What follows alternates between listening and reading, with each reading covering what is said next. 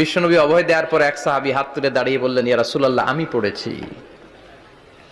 বিশ্বনবী বললেন, কেন পড়েছো? আমি তো এটা শিখাই নাই।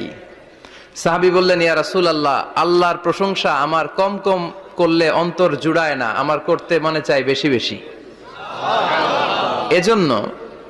এজন্য আমি নিজ থেকে এটা বানিয়ে বাড়িয়ে মিলিয়ে পড়ে দিয়েছি। হামদান কাসীরান তাইয়িবান মুবারাকান ফি।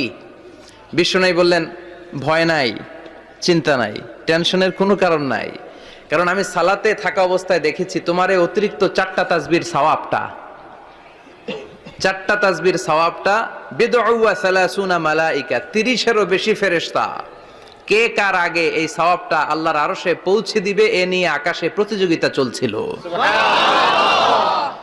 এজন্য আল্লাহর প্রশংসা বেশি বেশি করার দরকার আছে না নাই? বিশ্বনবী সব সময় আল্লাহর প্রশংসা